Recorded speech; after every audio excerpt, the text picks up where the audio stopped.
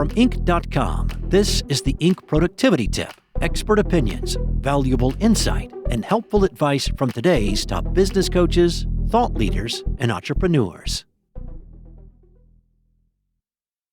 Back in 2024, Paul Griggs had what sounded like a sensible communication philosophy when he took over as PwC's U.S. CEO. It was, don't overwhelm people. Griggs told Business Insider that he came into the role biased against too much communication. He had grown tired of overly long emails. So he simplified his own communication and he sent less of it. Then, employees gave him feedback that changed his approach. The issue was not necessarily the decisions he was making. Griggs said employees didn't have to agree with every call, but they did need to understand the reasoning behind it. Without that context, people create their own explanations. Griggs told Business Insider that employees had put it this way: if leaders fail to explain a decision and its outcome, I fill the void, fill the vacuum with my own story. Now, that may be one of the most important communication lessons a CEO can learn.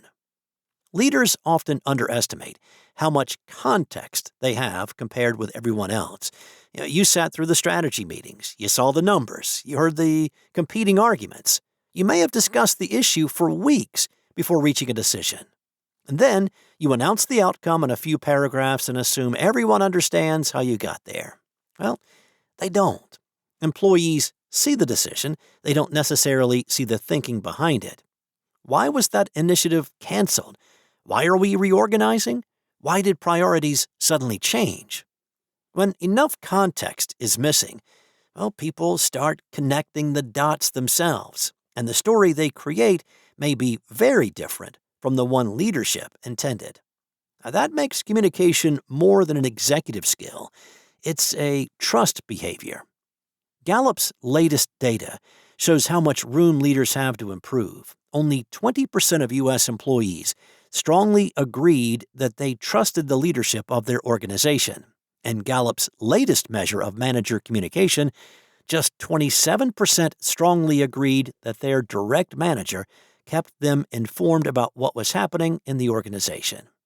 So, you need to give people the why. This doesn't mean leaders should disclose confidential information or explain every detail behind every decision. Instead, it means giving people enough context to understand four things. Here's what we decided. Here's why we decided it. Here's what it means for you.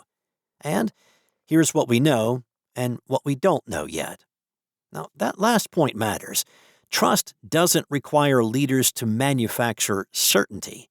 Sometimes the most credible thing a leader can say is, "We don't know yet. When we know more, we'll tell you." Employees will take clarity over false certainty every time. Griggs also learned something from his team that many executives resist.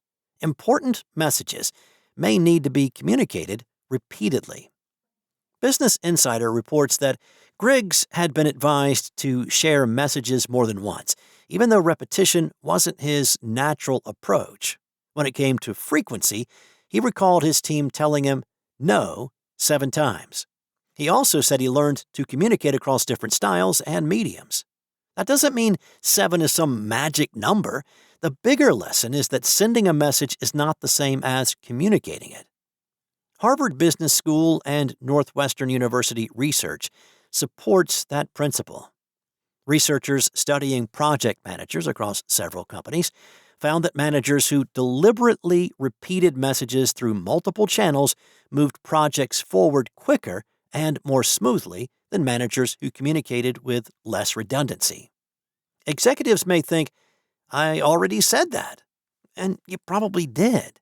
But people miss meetings. They skim emails.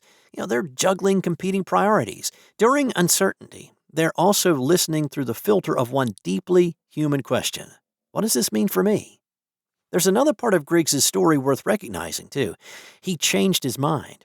Now, that may sound simple, but at the CEO level, it requires self-awareness. Griggs had a communication philosophy he believed made sense, and then the employees told him the experience on their end was different. Instead of defending his approach, he listened and adjusted. That is emotional intelligence in action.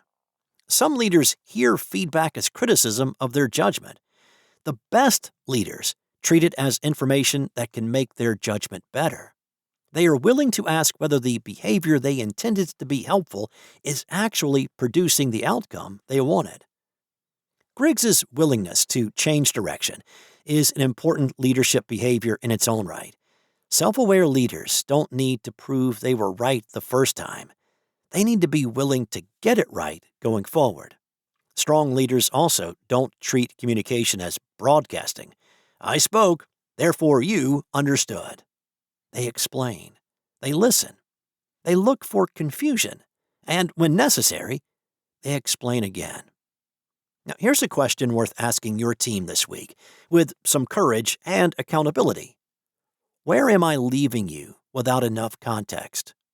You may not love the answer, but getting that answer directly and being willing to act on it is far better than having employees fill the silence with a story of their own. That's all for today. This expert opinion was written by Marcel Schwantes. For more expert opinions from today's top business coaches and thought leaders, go to Inc.com/lead. Enjoy your weekend and come back on Monday for another helpful tip from Inc.